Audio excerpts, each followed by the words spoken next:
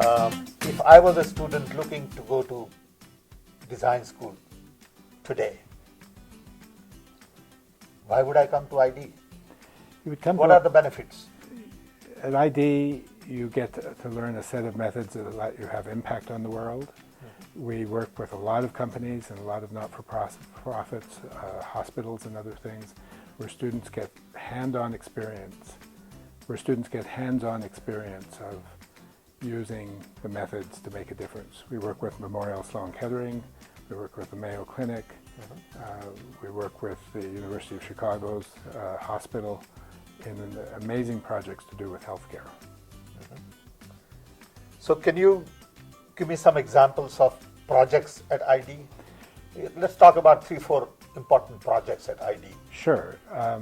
I'll start by talking about a project by Professor Kim Irwin. She is working with an asthma consortium, a consortium of hospitals and doctors reducing asthma amongst poor kids in the south side of Chicago. The problem is poor kids in the south side of Chicago have a much higher incidence of asthma than kids in the middle class, 8 times more. Wow. And the doctors were wondering why the kids don't follow the medical protocols that the doctors assign. They think it's the problem of the home health care providers. The problem is that the medical protocols are unrelated to the kids' lives.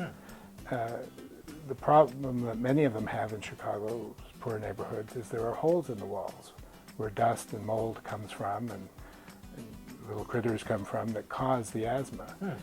There is nothing in medical protocol to say patch the holes in the walls.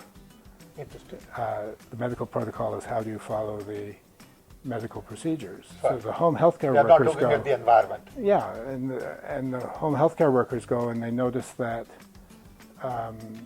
they need to patch the holes in the walls before they can get the kids to take their medicine. Another problem is a father who has to choose between giving the kid their medicine through the inhaler or walking or taking the time to walk the kid to school through a gang neighborhood. The father says he knows not giving the medicine to the kid may make them sicker, but he's sure that letting the kid walk through the gang neighborhood by himself was certain to kill him. That's right. That's the problem people are facing. So the doctors get it, and they are talking to the National Institute of Health now about altering the medical protocols to include issues of behavior in the environment. Absolutely. Great. That's one example. Yes. What else? Another example is a diet tool done by Professor Tom McTavish, where the Northwestern docs asked Tom to work with him on making the interface easier to understand. Tom did that, but he also got them to realize that dieting is a social activity, not a private activity. So he got them to develop the software so that they could share what they ate during the day and how much they exercised during the day with a small group of friends.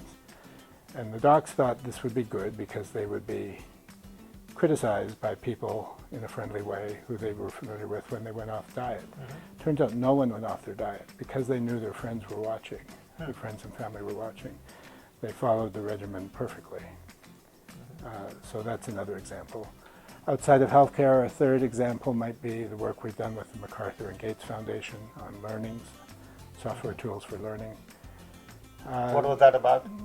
It was called Better At, and it helped people get better at their interests. It was interest-based learning rather than curriculum-based learning. You know, the problem with grade schools in this country is that they are still following the industrial age model. If Henry Ford came back in a time machine, the only institution he would recognize would be our public school system. Where the manufacturing goes on. Yes, exactly. It's the Even River in Rouge. colleges, I think Yes. manufacturing goes on. Yes.